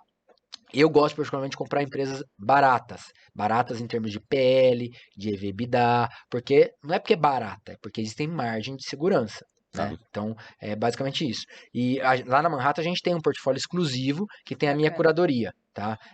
A gente conseguiu depois de muito tempo, eu podia recomendar fundo, eu não podia falar nada sobre Uhum. ações. Hoje, com a mudança da legislação, a gente tem uma casa de análise lá na Manhattan Insight, que a gente contrata, vinculada à XP, e eu faço a curadoria da nossa carteira Valor Invest. Só Incrível. para você ter uma ideia, ela foi lançada em novembro de 2021. O mercado de lá para cá, o Ibovespa performou, agora está com menos 1% de lá para cá, e a nossa carteira Valor Invest está com 18% para cima. E a Long Biased, que é uma carteira 100% de ações, só que ela mantém uma parte vendida de ações, ela está performando 37%. Se fosse um fundo, ela seria, acho que, o segundo fundo mais rentável do Brasil, tá? Então, assim, Uau. procurem pessoas que têm esse tipo de consciência, que não operem alavancada, etc, porque não é fácil, tá? Eu Legal. posso até passar um case de como que eu olho aqui o mercado, só pra... Manda Legal, lá. manda. Tá Eu bom. sei que a gente tá fazendo algumas perguntas aqui mais básicas, né? Até pra gente mesmo, né? Aprender, né? Nós que não somos do mercado. Agora eu sei que você tem muito conteúdo de valor aí pra compartilhar com a Sim, gente. sim. O que eu queria passar para vocês? Na verdade, assim, cada um vai ter uma maneira de olhar a vida, o mercado, do jeito que quiser, ninguém é dono da verdade, muito menos eu. O que eu queria tentar passar, pelo menos, é o jeito que eu olho. De repente, o Legal. cara que não olha daquele jeito, ele fala, pô, eu nunca pensei em olhar isso daí, tá? Então, o que eu tenho aqui anotado? Gente, é tanta informação, a gente fica atordoado, às vezes eu vou embora com dor de cabeça aqui pra casa, porque é o dia inteiro, muita notícia, muita coisa que impacta, né? E número, análise, E aí né? às vezes você tem que relembrar. Então, por exemplo, eu tenho lá 50 folhas na parede que às vezes eu paro na parede e fico olhando para eu relembrar o que era importante Justo. eu ver, né, e etc. Então, eu trouxe alguns papéis para a galera ver. O que acontece? Você tem uma empresa, certo? A empresa ela decide abrir capital, ela vai lançar ações. Essa é a sua metodologia para análise de ações. Isso, para olhar o Tá, mercado de ações. Como que tá. eu procuro enxergar para encontrar as ações que eu quero comprar. Tá? Então você Perfeito. tem a empresa, ela decide lançar ações na bolsa para poder captar dinheiro e expandir o negócio dela, tá certo? Então, o que é aquela ação? Aquela ação é um pedacinho daquela empresa. Se eu comprar 10% aqui das ações do seu podcast, eu sou dono de 10% do podcast. Uhum. Se você tiver lucro, você vai me dar a minha parte desse lucro, certo? O que impacta as ações? Primeiro, o que impacta a empresa, que depois vai impactar as ações? É só duas coisas. Eu até anotei aqui que eu criei um organograma que era para enxergar mais fácil. Bom, o que vai impactar a empresa? Primeiro, eficiência e ineficiência, concorda? Se a empresa Então você tem duas empresas iguais, Açaí e Grupo Mateus, que é supermercado. Ah, Açaí é mais eficiente do que Grupo Mateus. Beleza, então Açaí é eficiente. E o ciclo de negócios que ela tá. Então, a gente está num mercado que os juros caiu, é bom para açaí, ou ela está num ciclo de mercado ruim, o juros subiu e etc. Então, esses dois fatores, que é ciclo de mercado do Brasil, da economia, e a eficiência dela vai impactar o resultado da empresa, tá? Perfeito. Isso é o que impacta a empresa. E aí, a gente vai para a escala das ações. O que impacta as ações, tá? Primeiro, para encontrar o valor da empresa, você tem diversos métodos ali. Modelo de Gordon, que é desconto de dividendos. Você tem o modelo... o principal que eu gosto é de dividendos. Tá? Então, tem vários modelos de dividendos. Eu vou dar um simples para a galera, só para agregar aqui para o pessoal. Que é o modelo do Décio Bazin. Ele tem um livro muito legal que chama Faça a Fortuna com Ações. Ele escreveu isso em 1990 e alguma coisa, já falecido. Né? E, inclusive, é o modelo que o Barsi usa para fazer a avaliação. Ele nada mais pega o seguinte. Ele fala, bom, gente, para eu comprar uma empresa, essa empresa tem que ser lucrativa. Se ela é lucrativa, ela tem que me pagar dividendos. Então, logo, se ela paga dividendos, ela é lucrativa e ela é interessante. Então, ele já começa a filtrar pelos dividendos. Se a empresa não paga dividendos, talvez não seja tão boa. E aí, ele criou na cabeça dele uma regra que 6% é legal de dividendos. Tá? E aí, se você vai estudar, vai ler muito sobre economia, etc., realmente, 5, 6% é o que muitos gestores trabalham para falar que uma empresa tem um dividend yield razoável. Legal. Então, qual que é a conta que o Bazin criou para ele achar se estava bom ou não comprar a ação? Ele pegava o dividendos e multiplicava por 16,66, que vai dar os 6% ali do dividendos. Então, se a empresa paga R$10 de dividendos, 16,66, essa empresa eu poderia comprar até R$166 lá, que ainda estaria num preço razoável. Eu vou receber aquele 6%. Isso o lucro não aumentar ou diminuir. Tô falando só de um método que ele decidiu lá, tá? Aham. Então, beleza. Então, ó, vamos lá, pegar Banco do Brasil. Banco do Brasil vai pagar, falei 9%, 10%. Ela tá R$38, 10% dá 3,80. 3,80 vezes 16,66 vai dar quase R$60, né? Tá. 50 e poucos reais. Então você vê, só por esse modelo aí, você poderia falar que o Banco do Brasil vale 60 a 38. Tá barato, concorda? Então, Uhum. tá aqui uma fórmula rápida, fácil Legal. para alguém quiser aprender. Beleza. Aí, então, você vai tentar descobrir o valor da empresa. Ah, descobri que o Banco do Brasil deveria estar custando R$60, tá certo? O que vai impactar esse valor? No que eu tenho que focar para saber se o valor dela diminuiu? A taxa de juros, né? E a inflação. Por quê, gente? Aí você entra em macroeconomia. Tem que estar atento a tudo aquilo que eu falei. Por quê? Se vai ter inflação e os juros vai ter que subir, tudo mais constante, aí ó, essa é uma parte mais difícil. Tudo mais constante, quando você traz para valor presente, quando os juros é mais alto, vale menos. Aí é porque que é assim. Imagina o seguinte: eu tenho algo que me pague 10% de dividendos, tá? R$100 me dá R$10. O governo subiu a taxa de juros para 20%. Então eu tenho 20% na renda fixa. Então, eu aplico ganhando 10 ou aplico ganhando 20? Acho que eu vou aplicar ganhando 20. Então a pessoa vende aquilo que está dando 10 e vai para 20. Então aquilo que estava pagando só 10 vai se ajustar ao 20. Então, para aquilo se ajustar ao 20 sem aumentar o lucro, tem que cair 50%. Então, se o juro subiu, o preço da ação caiu para metade do valor. Por isso que a bolsa cai quando o juro sobe e vice-versa. Tá bom? Isso estimula aí o crescimento econômico. Então, tudo mais constante, você tem que ficar olhando nisso. Porque o valor daquela Banco do Brasil, se os juros for para 50%, concorda que o Banco do Brasil não vai valer 38%? Porque, pô, 50% de juros, eu preciso ficar na renda fixa. E aí o preço do Banco do Brasil vai cair para R$10, sei lá, alguma coisa nesse sentido. E aí tem uma outra coisa que é ela é reflexo do ciclo econômico também. O valor dela ali, né, vai mexer com isso daí. Tá? Agora, o preço. O que oscila, o que mexe com o preço? O preço é aquilo que você vê todo dia, que é onde as pessoas mais erram. Né? As pessoas perdem dinheiro porque elas ficam operando preço. Vai oscilar por notícia, por expectativa da taxa de juros, não é taxa efetiva, é a expectativa se vai ter mais inflação, se vai ter taxa de juros. O pêndulo do investidor, o que é o pêndulo do investidor? Se eu estou mais otimista, se eu estou mais pessimista, se eu estou mais ganancioso, se eu estou menos ganancioso, tudo isso influencia na minha decisão de comprar e vender. Então, tudo isso vai auferir mudança de preços. Tá? E aí, aonde você ganha dinheiro no mercado?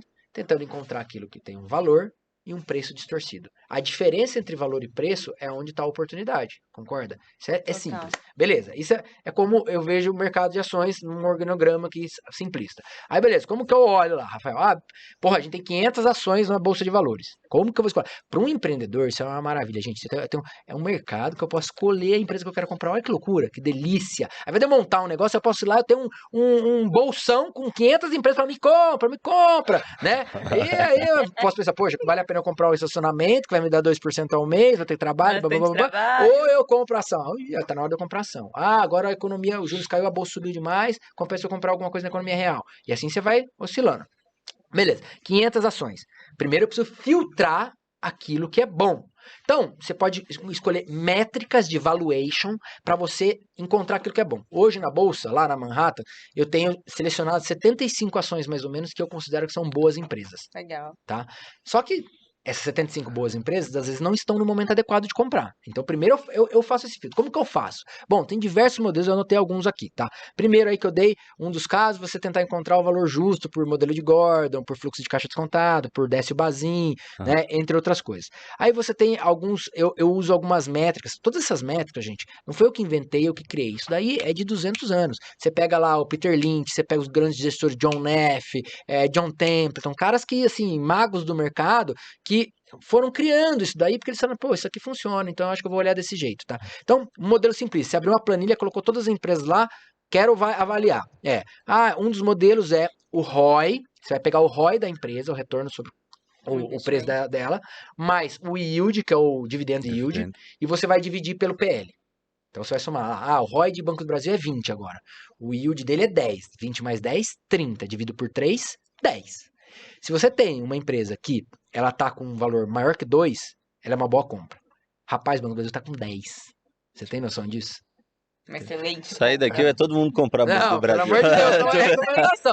Eu tô Trabalhar dando. pra eu render. Não, tô dando métricas Tô aqui pra brincando. galera avaliar, né? Aí você tem também. A galera gosta de comprar empresa de crescimento, né? As growth, que bombou. Já varejo é growth, Mercado Livre é growth. Vou contar o caso, meu amigo comprou no Mercado Livre e não ganhava dinheiro com isso.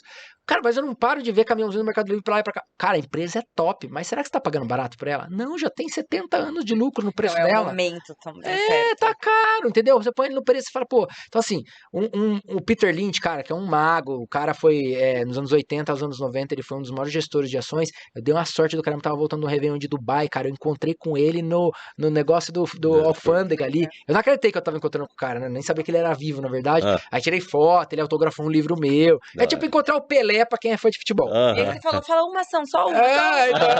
Eu fiquei atordoado, na verdade, ali, né? Enfim. E ele tem um método também inteligente, que ele fala o seguinte: não compre uma ação que o PL seja maior do que a taxa de crescimento. Então ele pega assim, a empresa tem um PL de 30 vezes. Perfeito. 30 dividido por 100, tá um retorno implícito só de 3%, tá? Ela tá cara, entre aspas. Mas ela tem um crescimento de 30% ao ano. Então, beleza, 30 com 30, tolerável. Agora, pô, vou comprar uma empresa com PL de 100 vezes, 100 anos. 100 anos, 100%, é 1% você está comprando de rentabilidade. E a empresa cresce 30% ao ano. Cara, grande chance de você tomar pau. Tá? Então, assim, ele prefere, se você for escolher growth, esse tipo de modelagem. Tá? EV/EBITDA. Eu gosto muito do EV/EBITDA. EV/EBITDA lá que é o que eu falei. É o valor da empresa dividido pelo earnings before tax. O que acontece, gente? Quando você fala lucro líquido, você tem um grande problema. E eu vou te contar um caso de oportunidade que eu achei. A Vale. A Vale, depois do Brumadinho, 2019, acho que 2018, ela caiu bastante. Por que ela caiu bastante? Óbvio, foi uma tragédia, vidas foram perdidas e etc. Mas a empresa, teoricamente, ela iria continuar existindo, que ela fornece aquilo que o mundo precisa, né? Minério, uma das maiores do mundo. Quando você olhava o lucro da Vale, estava muito ruim. O PL estava alto. Por que estava alto? Porque ela estava gastando com Brumadinho, com indenização e etc. Mas o EV/EBITDA dela, que não era o lucro líquido, era justamente faturamento, etc., estava ali 3 vezes EV/EBITDA, estava barato. Eu falei, cara, alguma hora ela vai limpar esse balanço. Depois que ela pagar tudo que ela deve. E aí, no preço que ela tá surreal barata. Isso aí tava acho que 38, 39. Eu até postei no Twitter na época, falei, nossa, Vale abaixo de 80 é uma pechincha, né? E Vale hoje tá inclusive R$ 86, eu acho. Então você vê, um ganho fácil, um raciocínio lógico e tal. Então eu gosto de EBITDA. Eu acho que eu tava conversando com um cliente meu, empresário, vendeu uma empresa grande, famosa, a marca, não vou falar por privacidade, mas ele vendeu por 6 vezes EBITDA a empresa dele. Então assim, eu considero que uma empresa que esteja cotada na bolsa abaixo de 7 vezes EBITDA pode ser uma pechincha. Beleza, então você filtrou, tem 73 empresas lá, tem vários outros indicadores, mas já dei alguns bons aqui, tá? Legal. Yield acima de 5 e tal. Você achou 73 empresas, ou 80, ou 50, no modelo que você quis ser mais criterioso ou menos criterioso. Aí, gente, não é só isso, né? Se for só jogar um Búzios lá pro alto, acabou, qualquer computador faz isso. O ChatGPT faz isso pra você. Né? Aí você vai avaliar a empresa. Aí você seleciona as empresas, você vai na ponta. Cara, eu assisto lá a teleconferência, vou entender, pô, a empresa tá num ciclo bom, o produto dela é interessante. Ela vai continuar vendendo aquilo, né? Ou será que o produto dela tem uma margem de uma barreira de entrada baixa? Alguém pode entrar e competir com ela, né? O Buffett falava, compre uma empresa que esteja cercada num castelo por crocodilos, sabe? Aquela imagem do castelinho, o poço em volta e crocodilo. Tem um fosso dividindo os concorrentes dele, não consegue chegar lá. Então, assim, você vai avaliar tudo isso, beleza. Aí, partir que ela tá barata, partir que ela tem um futuro promissor, né? Ou, no mínimo, ela vai continuar aí, igual... Tô dando exemplo do Banco do Brasil, porque é fácil. Mas tem diversos. Eu gosto de CEMIG, gosto de Copasa. A Copasa tá aí, saneamento, mas não vai parar de... As pessoas precisam de água, precisam ir no banheiro, né? Então, necessidade básica. Beleza. Aí você selecionou as empresas e o filtro. Beleza. Maravilha, você tem o primeiro ponto. Então, achei as boas empresas e achei as empresas com valuation barato. Aí, cara, eu tenho que ver o que impacta nelas, o ciclo de negócio. O ciclo de negócio é macroeconomia. Você pode não gostar, mas tem diversos podcasts de macroeconomia que você pode assistir para você ir aprendendo, né? Macroeconomia. Pô, o Rafael acabou de falar, imposto vai subir, inflação vai subir. Inflação vai subir, os juros não vai descer nesse primeiro semestre. Se não vai descer nesse primeiro semestre, as empresas que têm mais dívida vão lucrar menos, porque elas estão gastando mais com dívida. Então eu tenho que ficar de olho nas empresas que têm mais dívida, não sei se vale a pena agora esse ciclo de negócio, tá? No segundo semestre, talvez os juros comecem a cair. Eu sou um dos caras que acredito que possa começar a cair, a bolsa vai melhorar por causa disso, tá? Beleza. Aí você vai selecionar as que tem menos dívida, então. Menos 3 vezes EBITDA, de repente. Legal, já filtrei mais ainda. Então, 2 pontos ali. Aí, depois, por último, você vai para o comportamento, que é o comportamental, que é o preço das coisas que oscilam todo dia e que as pessoas ficam comprando e vendendo igual louco, achando que é cassino. E não é, você não pode ficar fazendo isso, gente. Não é um pregão de, né, pra você ficar apostando. Você tem que comprar a empresa e acreditar que aquilo vai ser bem sucedido. Aí, eu tenho até no modelo de macroeconomia, eu tenho até, é uma loucura isso aqui, os 4 ciclos que a gente tem, né, que você tem taxa de juros, bull steepener, bear flattening, bull flattening. É o momento da curva de juros, é uma loucura isso. Você tem que olhar a curva de juros futura, né? Se ela tá mais inclinada, menos inclinada, ela vai te dizer se a gente está mudando de um ciclo para baixa de juros, está indo para um ciclo inflacionário. Olha que loucura, a taxa de juros ela dá uma leitura para a gente do que pode estar acontecendo. Probabilidades, não existe 100%, mas probabilidade. Probabilidade hoje no Brasil é que a gente esteja indo para um bull flattening, que é o quê? A taxa de juros já subiu demais, o ciclo de negócio já está apertado, as empresas já estão tendo dificuldade, talvez o Banco Central comece a reduzir juros. Se ele começar a reduzir juros, a gente vai para um cenário onde os juros começam a cair, mas o lucro ainda não. Aí depois a gente vai para o melhor cenário, que é o bull steepener, que aí é os juros caindo, real, não é só os juros futuros, a Selic caindo e o lucro das empresas aumentando. Foi de 2016 a 2019, a bolsa explodiu, né? Então esse é o melhor cenário que a gente sempre tenta buscar. Aí beleza, avaliei macroeconomia, eu tentei achar onde eu tô, né? Porque é uma loucura, cada dia você tá num lugar. E aí você vai para a parte psicológica, estudei muito sobre comportamento, tem excelentes livros sobre comportamento, porque, cara, as pessoas compram e vendem, não é porque elas fizeram toda essa lição de casa que eu falei, é como por emoção. Ai, meu Deus, coronavírus tá caindo tudo, vou perder tudo, vende tudo, apertou o botão. Aí nunca... Decide não jantar no churrasco, a gente não faz né? isso muito, então. Aí você começa a pensar, fala, caramba, meu, as pessoas tomam decisão por emoção, elas não tomam decisão por racionalmente. Isso impacta pra caramba. Aí eu criei uma folha, pegando de vários lugares ali, que eu leio como que tá a opinião das pessoas em relação a diversos temas. Então, qual que é a perspectiva dos investidores hoje? Negativa, tá todo mundo negativo. Ai, meu Deus, o governo mudou, o mundo vai acabar. Os emprestadores estão famintos para emprestar dinheiro ou estão reticentes? Estão reticentes. Será que eu empresto para o governo e a taxa de juros não vai subir mais? Tá? Os investidores estão otimistas ou estão pessimistas? Estão pessimistas. Eles estão sanguíneos, querendo comprar, ou eles estão estressados? Eles estão estressados. Você liga para alguém, essa bolsa que não sobe, uma desgraça. Não. Então, tudo isso eu vou colocando na escala aqui, da esquerda à direita, esquerda à direita. Por incrível que pareça, está tudo na direita. Isso me diz o quê, gente? Que comportamentalmente as pessoas estão se desfazendo das coisas por preços irracionais.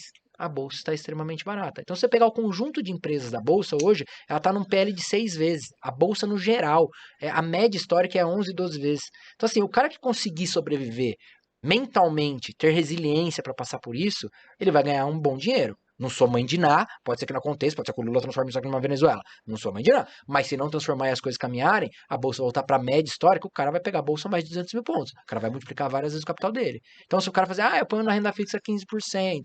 Beleza, mas é aquele 15% lá. Às vezes é melhor você comprar 10% de dividendos, mas o preço daquilo multiplicar 3, 4 vezes do que ficar estático.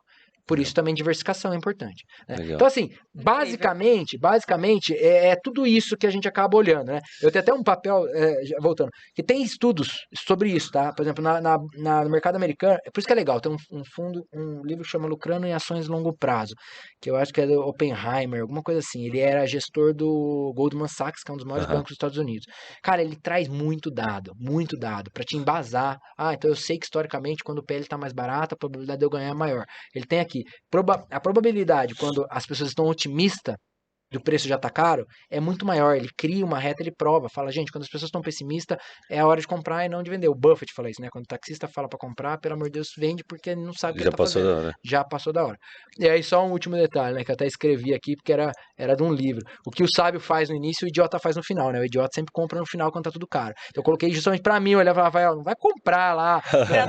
Você vai ser o idiota. Então talvez eu seja o sábio que esteja comprando no início, comprando barato. Talvez o idiota vai comprar lá na frente quando tiver muito mais caro. Né? E aí só um detalhe para quem estiver acompanhando, o cara tá preocupado que tá caro as coisas, para você ter cautela, que é quando as pessoas estão empolgadas.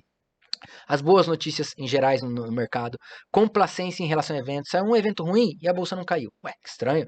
Tratamento uniforme otimista pela mídia, né? As coisas parece que nada afeta as coisas. Aceitação inquestionáveis de relatos otimistas, ceticismo em declínio, alta aversão a risco, as pessoas não querem, querem só investir no risco, fácil acesso e amplo ao mercado de crédito, tá barato você pegar dinheiro, e humor em geral positivo. Quando você tem todas essas características, o mercado pode estar caro.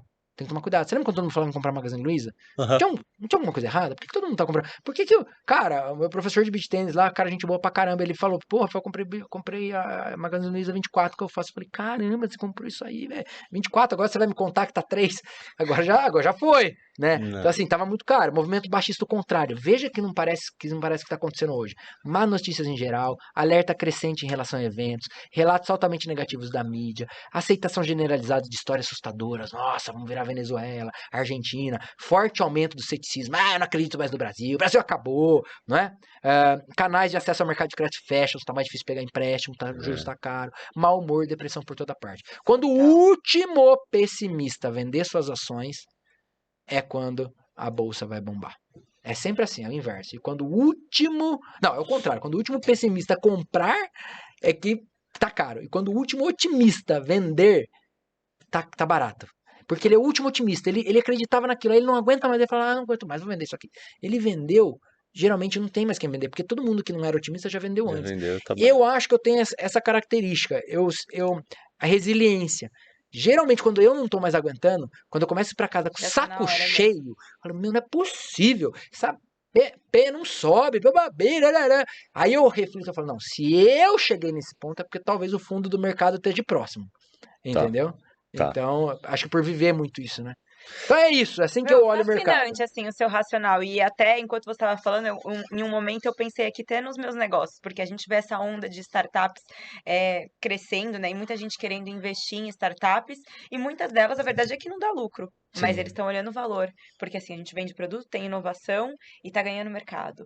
E tá ganhando fidelidade do consumidor. E uma hora, a hora que isso ficar mais flat, ganhar o mercado e a aquisição do cliente custar menos, vai valer bastante dinheiro. E é isso que eles estão olhando. Sim. Porque isso é até conflitante. Tem muitos investidores que falam, tá, mas qual é o lucro da empresa? E tem outros que não estão nem aí pro lucro. Eles estão olhando ali só o quanto você tá ocupando de espaço de mercado, o valor percebido, o animal. É a história do bambu, né? Extraordinário. Você tá criando raiz e não tá pra fora ainda o lucro. A hora que ele sair é a boca de jacaré, né? Faz assim. Então isso é em qualquer mercado, né? Eu também. Eu acho que se eu voltar pra trás, acho que muita gente fala, nossa, por que eu não virei sócio da Manhattan lá em 2015? Tava tão barato as coisas, né? Eu já pensei isso várias vezes. Eu já vi essa história. O Bruno. Lá atrás eu tive essa oportunidade. Cara, quando é que foi? Será que foi 2012, 2013? Que eu acho que o Bruno falou. Na época, eu acho que ele tava falando em vender 1/6 Sim, da tanto é que a Manhattan. gente vendeu pro Matheus, né? Ele entrou com esse valor, não sei E, enfim, não lembro nem o valor, mas era uma sexta parte da Manhattan, mas enfim. na época. Eu vou te dar o último sócio que entrou, né? Que foi nessa parte, acho que ele pagou 1.250.000. Era A isso, valor. Manhattan tá 1 valendo milhão. hoje em torno de uns 200 milhões de reais, se você Uau. colocar em valor de mercado.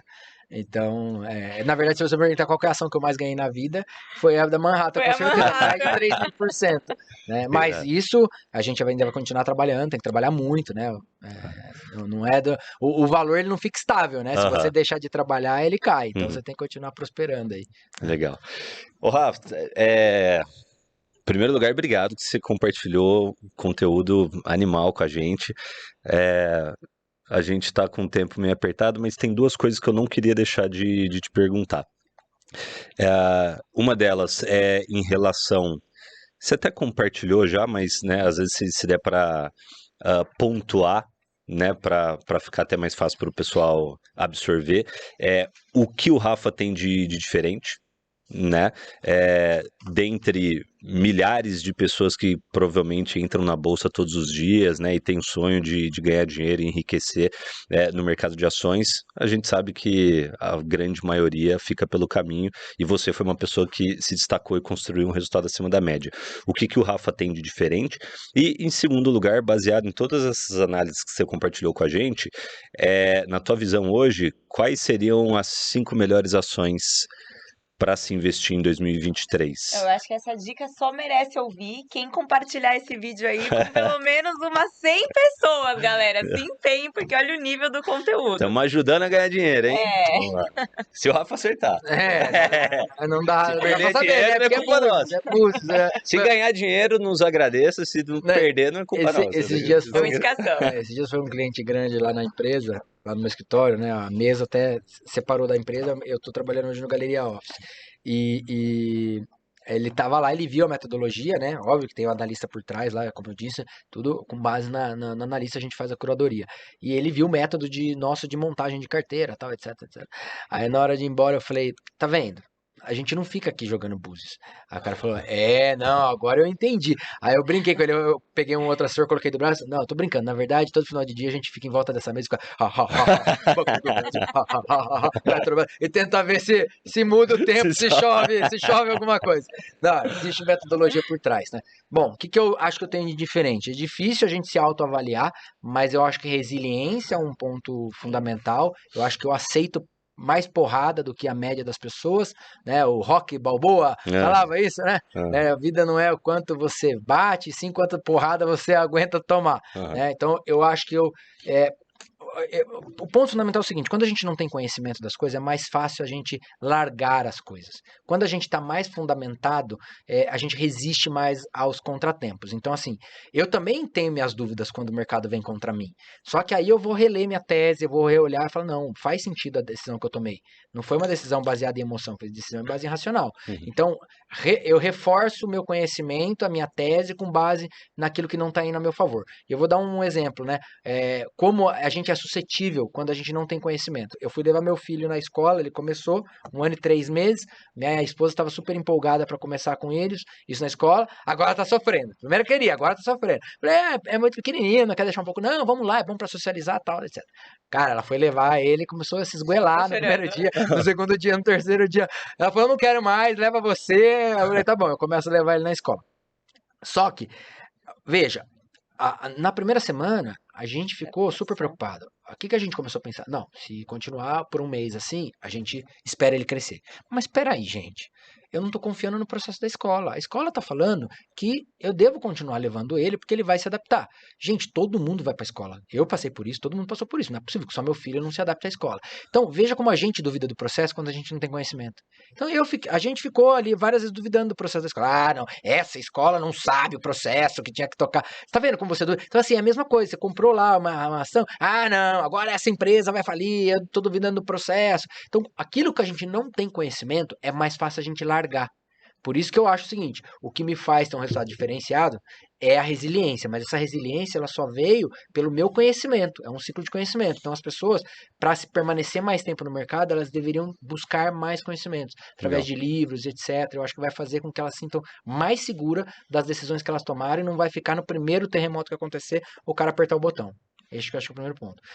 Agora, um grupo de ações aí que eu considero razoável, tá? Como eu disse, volto a repetir, não sou analista, sou agente autônomo de investimento, em breve vou poder não ser mais agente autônomo de investimento, ser só diretor da empresa, e eu sou gestor fora do Brasil. Então, eu gosto muito de ações, é minha vida, eu me considero especialista no assunto. Então, falando no âmbito pessoal, eu já falei algumas, né? Eu acredito muito no Banco do Brasil, acho que o Petrobras continua barato, vai depender, obviamente, da interferência do governo. Se ele intervir mais, dificilmente o Petrobras anda. Se ele não intervir tanto, o Petrobras vai andar.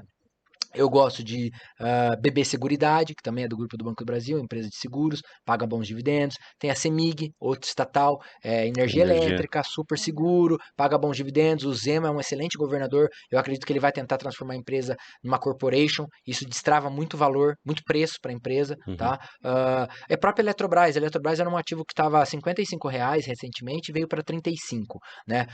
Ela foi privatizada. O pessoal está com medo que ela seja desprivatizada. Eu acho muito difícil porque tem umas cláusulas lá que o governo teria que pagar 200% o maior preço dos últimos 2 anos. Então, ficaria muito caro para o governo reestatizar essa empresa. Então, eles contrataram um CEO muito bom do ramo e esse cara tá fazendo uma limpa na empresa, né? Trazendo performance para a empresa. Então, talvez para os próximos anos seja uma empresa talvez interessante também. Que mais? São Martinho, Copasa, Fleury, para quem gosta do setor de saúde, é uma empresa que ela foi uma empresa cara, hoje está um pouco mais barata. Enfim, Itaú, Itube 4, Semin, se a China continuar puxando, eu acho que o minério de ferro é um item necessário para o mundo, é uma empresa que também está redondinha. Empresas que estejam... Uma que todo mundo gosta, que não está talvez no momento de comprar ainda. Lojas Renner. Lojas Renner é uma empresa redonda do varejo. Eu particularmente não gosto do setor de varejo, porque eu acho que a margem é muito comprimida, né? Setor aéreo, varejo é complicado.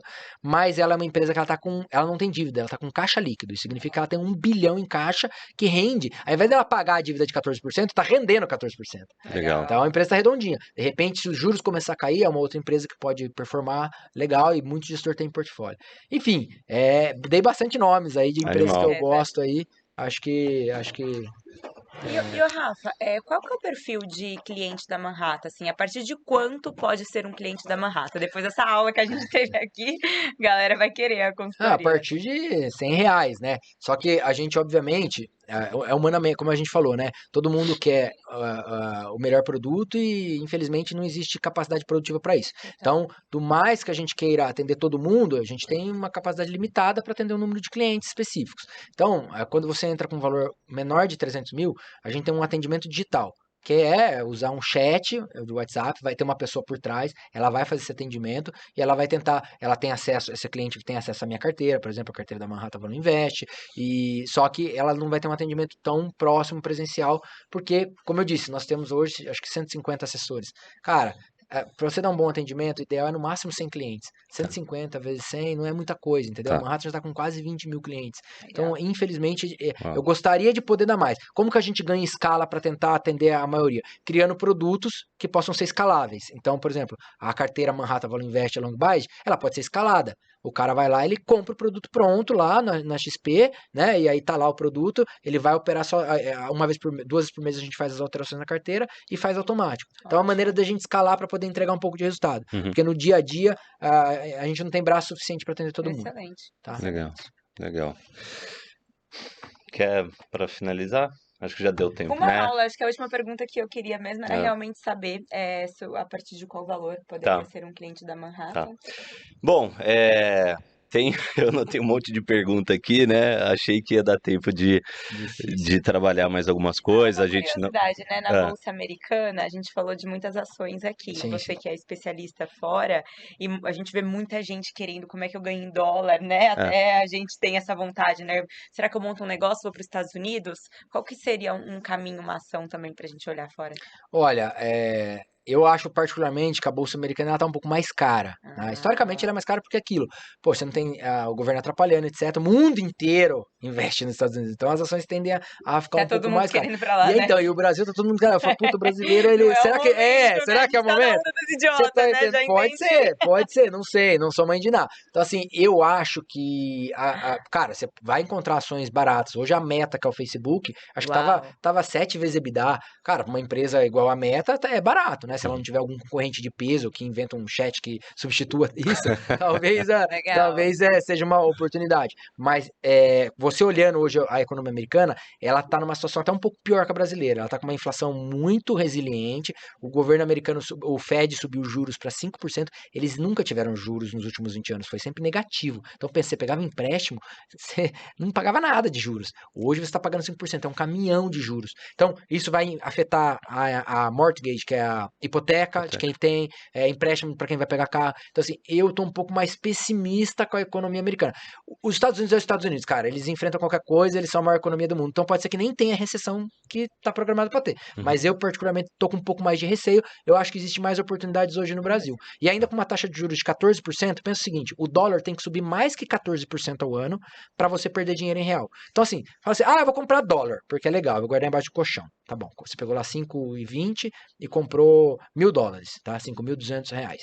Beleza, daqui um ano o dólar for para 6, daqui 2 anos o dólar tá R$ 6. Então aqueles $1.000 vale R$ 6.000. Só que se você pegasse esses 5.200 e aplicasse na taxa de juros, que é 14, então 5.200 mais 14, sei lá, vai dar 5.700. Mais 14 vai dar 6.500. Então, na verdade, você pegar aqueles 6.500 e comprar dólar, você compra mais dólar do que se você tivesse comprado dólar. Então, quando a taxa de juros ela tá mais alta, ela atrai capital estrangeiro.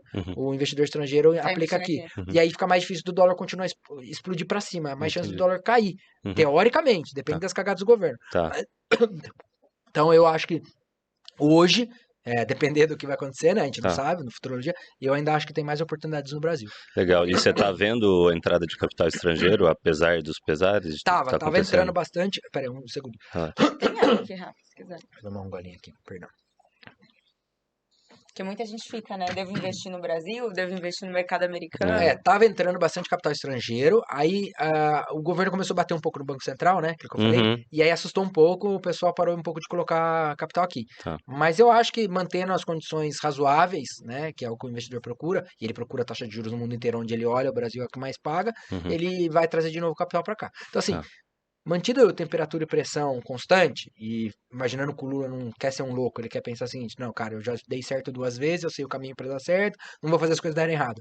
A tendência é que o Brasil caminhe pro lado positivo, e não pro lado Tá. negativo. Ótimo. Excelente, Rafa. Obrigado. Foi animal, muito conteúdo, muito insight, muita dica valiosa. Eu mesmo, né, a gente sai morrendo de vontade de pegar todo o dinheiro e investir, né? Com o Rafa. Com o Ô, Rafa. Rafa, peraí, essa marca, vamos investir o nosso dinheiro. E tenho certeza que agregou muito aí pro pessoal de casa.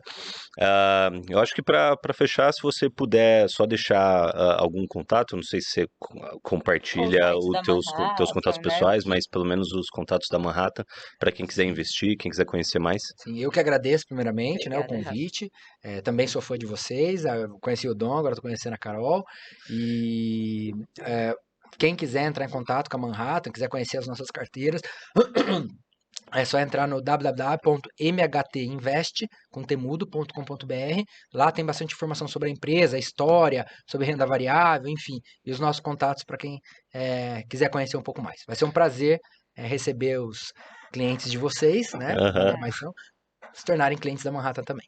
Legal, Obrigada, amei. Rafa. Galera, a gente vai deixar o link na descrição do vídeo Boa. também. Quem está nos ouvindo no Spotify, não esquece de avaliar aí 5 estrelas pra gente subir nesse ranking. Nossa, gente, peraí.